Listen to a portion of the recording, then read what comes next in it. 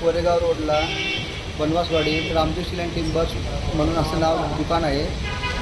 गेल्या 40 वर्षापासून आमचे दुकान आहे आणि ते शेजारचे आता आले नवीन 5-6 महिने झाले आणि त्याच श्रेणीत आम्ही काम केलेले नवीन शेडचं जुनं शेड गळत होतं म्हणून नवीन शेड बांधण्याचं आम्ही काम सुरू केला होता. तर तेवढ्यात उभे पत्र जे लावले होते जुने ते काढल्यानंतर ते लगेच आमच्यावर अंगावर आले आणि म्हणायला लागले की ती भिंत आमची आहे आणि त्यांच्याकडे काही प्रूफ नसून ते आम्हाला शिवीगाळ करतात, धक्काबुक्की करतात आणि विनयभंगाचा केस टाकीन आणि पायाच्यामुळं मला शिवीगाळ करतात, लंगड्या म्हणून सारखं शिवीगाळ करतात. आम्ही सारखं घाबरतो आहे. आम्ही पोलीस स्टेशनला पण गेलो होतो, 2-3 वेळा FIR नोंद केलं, पण पोलीस लोकांनी आम्हाला काही सपोर्ट केलेलं नाही, उलटं आम्हाला धमकून गेले. आता आम्ही इथं आलेलो आहे, आम्हाला न्याय मिळावा म्हणून हीच विनंती आहे. जय हिंद. आज आम्ही महाराष्ट्र प्रदेश काँग्रेस कमिटीच्या वक्ता विभागामार्फत सातारा येथे एका अपंग व्यक्तीवर झालेल्या अन्यायाच्या विरोधात माननीय अपर जिल्हाधिकारी जिल्हाधिकारी साहेब यांना निवेदन दिलेले आहे. विपुल मुथा म्हणून साताऱ्यामध्ये एक उद्योजक आहेत जे आपल्या वडिलोपार्जित दुकानामध्ये गेले कित्येक वर्ष व्यवसाय करत आहेत.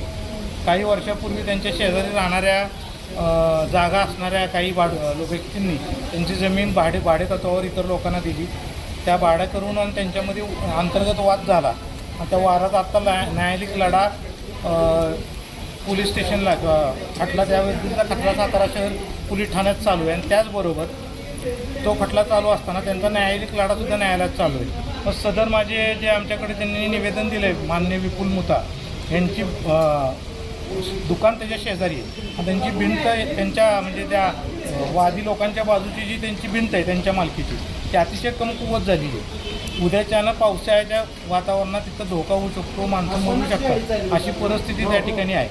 तर ते बघून त्यांनी सदर दुकानाची दुरुस्ती चालू केली होती. त्या दुरुस्तीमध्ये ह्या पद्धतीचा अपघात होईल या भीतीनं त्यांनी त्या बाजूची सुद्धा भिंत त्यांच्या मालकीची भिंत बांधण्याला सुरुवात केली.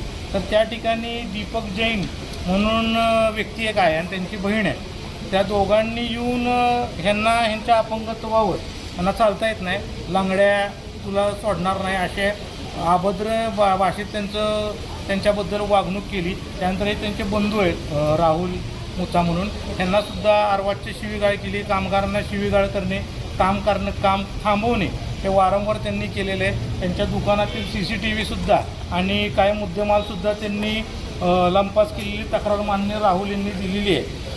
ही तक्रार सातारा शहर पोलीस ठाण्यामध्ये दिनांक 24/3/2026 रोजी दिलेली होती. त्यानंतर वारंवार ज्यावेळी हे पत्रा मारायची व्यवस्था करतात एका बाजूला तर ती महिला ह्यांच्या हद्दीत सुद्धा यांना पत्रे मारून देत नाही. यांच्या कामगाराला धमकवलं जातं की आम्ही जीव मारू, याव करू त्याव करू, ह्या पद्धतीनं विनयभंगाचा गुन्हा करू, ह्या पद्धतीची भीती निर्माण केली जाते. ह्यांनी आम्हाला निवेदनात सांगितलेले की त्यांच्याकडे अंतिम पर्याय असल्याकारणाने ते काँग्रेस या पक्षाकडे आलेले आणि आमची नैतिक जबाबदारी अशा विकलांग व्यक्तीला मदत करणं ही आमच्या काँग्रेस पक्षाची जबाबदारी आहे. हे समजून आम्ही माननीय अप्पर जिल्हाधिकारी आणि जिल्हाधिकारीला निवेदनाद्वारे सांगितलेलं आहे की त्यांना जिथं त्यांच्या हद्दीमध्ये ते पत्रा उभा करायचा आहे ते पत्रा उभा करण्यासाठी तुम्ही तात्काळ पोलीस बंदोबस्त द्यावा आणि तो पत्रा उभा करून घ्यावा. आणि ते जे भाऊ बहीण आहेत म्हणजे भाऊ बहीण खरंच जे धमकावणाऱ्या भाऊ बहीण आहेत विनयभंगाचे केस वगैरे टाकणार त्यांच्यावर कायदेशीर कारवाई करावी अशी आम्ही मागणी निवेदनाद्वारे मान्य अप्पर जिल्हाधिकारी आणि जिल्हाधिकारी साहेबांना दिले. 8 दिवसाच्या आत जर त्यांनी कारवाई केली नाही तर आम्ही मान्य जिल्हाधिकारी साहेब आणि अप्पर जिल्हाधिकारी साहेब यांना कुबड्या व वॉकर काँग्रेस पक्षाच्या वतीनं भेट देऊ.